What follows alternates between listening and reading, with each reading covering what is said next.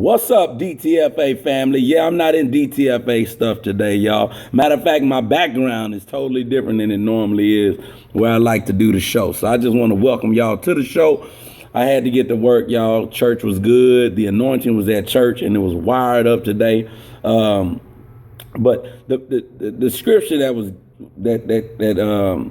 I have for today was Proverbs 29:18, and it says, "Where there is no vision, the people perish, but he that keepeth the law, happy is he." So I always go to my translation Bible, man, because sometimes the way the scriptures are, I don't understand them. So when I go to the translation Bible today, when I got to work, it said, "Where there is no vision," which means if God is not involved in the situation, people get out of control. But whoever obeys the instructions, which is the rules and regulations of what God expects from us, is happy. So it just made me think about a lot of things that I got going on when I see a lot of people get upset when they get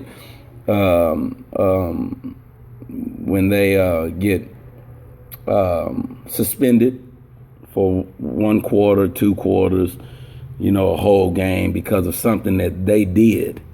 But the ones that don't get suspended in this league, my hat's off to you, because obviously you're doing what you're supposed to do, number one. Number two, you read the bylaws of the league, and there's certain rules and regulations that apply to your job.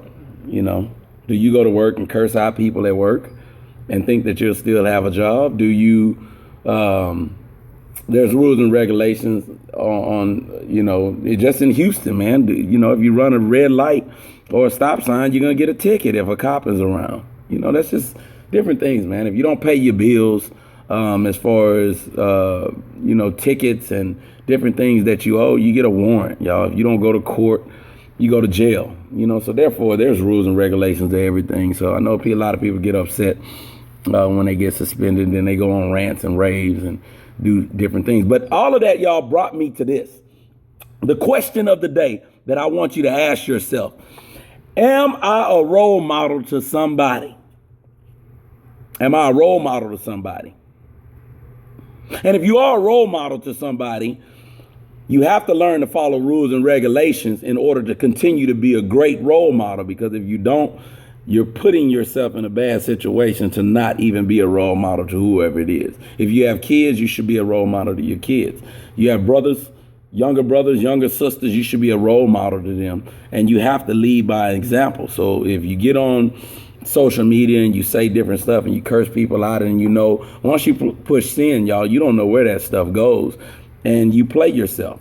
You make yourself look like a fool when you do different things like that. So, I'm just asking y'all, man, stay off this social media and be mindful of the things that you do. So my message for today, before we talk about the leagues, the games this weekend, is don't let little things steal your joy. You don't have to get upset when things don't go your way.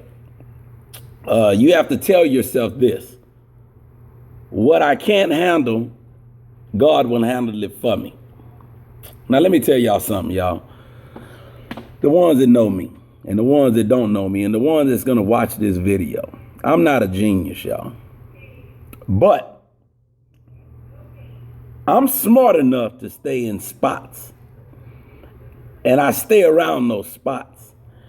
And all of those spots that I try to make sure that I put myself in, y'all, are the spots that are positive and not negative, or not anything that would bring me down to the level that I'm not supposed to be. So I'm going to keep striving and keep working. So hopefully this message gets to somebody that needed that today, to keep striving and keep working hard. But the question that you have to ask yourself, or go look in the mirror and say, am I a role model to somebody? And if I am I really being the role model that I'm supposed to be? Or am I being an ignorant person? Anyway, let's get to football. The number 1 seed right now, as of today, if the playoffs started this week, is the Spartans. And the number 8 seed is the Blazing Bulls at 1 and 7, and the Spartans are 9 and 0. The number 2 seed would be the Lobos, which are 6 and 2. And the number 7 seed would be the Panthers, which are 2 and 6.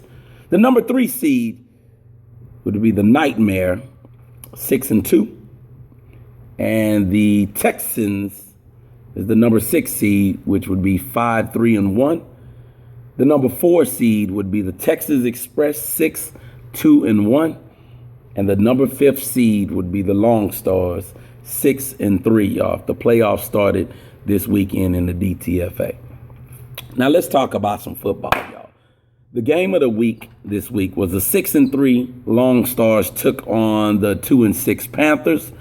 That score ended up being 8-0. The Long Stars won that game. The Panthers didn't have many players, but they played with those Long Stars. They kept them on their heels. Long Stars got a safety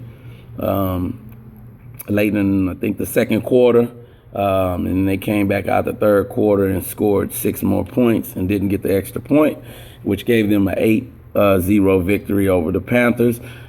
You know, the playoffs is coming, y'all. It's creeping up. We have one more week, and then we're going into the playoffs. So I'm just so excited to see what the Panthers are going to do in the playoffs and what the Long Stars are going to do in the playoffs also.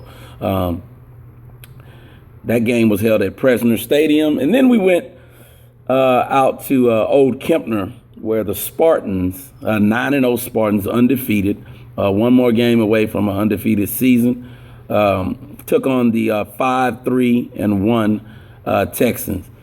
And the Texans didn't have many players themselves at Old Kempner. They came out with about 17, 18 players, something like that. And they gave the Spartans a run for your money. The 18 points was hard. They didn't just make those 18 points. They earned those 18 points on them Texans, man. But those Texans, they were going both ways, and they gave everything that they had. And the 300 Spartans, y'all, that is the team to beat. This team will probably be in the championship game. And if somebody can't figure out a way to beat Torres and the Spartan 300s, maybe next year. Them boys there, 300. Salute, man. Y'all keep doing your thing, man. These youngsters, my hat's off to them, boy. These boys are scrappy, and they play until the game is over. And it just seems like to me, y'all, even after the game, they still have enough energy to play somebody else. Like I said, man, these teams in the DTFA, I put my money on them any day, y'all. But then we had to go back to Presner Stadium, where the Lobos took on the Express. Now, the Lobos, after taking the defeat from the Nightmare last week, put up 32 points, y'all. Yeah, you heard me correct. The Lobos put up 32 points on the Express train. So I don't know what happened to the Express train, but the Express train only put up 6 points against the Lobos, and that was early in the game. But my hat's off to Coach Hornsby to take that team and Coach Hamilton and say, you know what, we lost the game last week that maybe we shouldn't have lost, or maybe we needed the wake-up call, one or the other. But whatever happened, those two got together and talked to this team, and this team came out with vengeance. So I don't know if the Express was just saying, oh, we going to the playoffs, we're going to make it to the championship or what. I don't know what was going on in Barnes' mind in the Express train, but them Lobos did not play no games. And Scooter, my hat's off to you for getting in that quarterback position, man, and doing your thing. That's where you should be anyway, but it's not my team. It is not my decision. But, hey, hats off to you, man. Good job. I think Scooter threw for 3 touchdowns and just had a fabulous game, man. So look out for them Lobos going into the playoffs. It's going to be lovely. We had 2 forfeit wins. The Blazing Bulls move up to 1-7, 2-0. I'm sorry, 2-0 forfeit win over the Razorbacks, and the Nightmare moved to 6-2, 2-0 victory over the Cowboys, y'all. So listen, it's going down in the DTFA. You hear me say that all the time, y'all.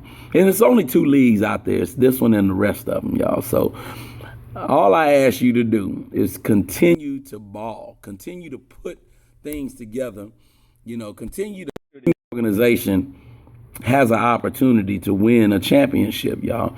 And I'm asking you to think about what I said.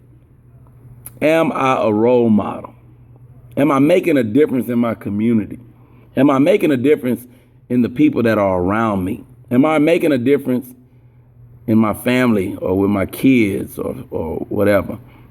But at the end of the day, if you're not being a role model, you may need to check yourself before you wreck yourself. I'm CB, and I'm out. I'll see you next week.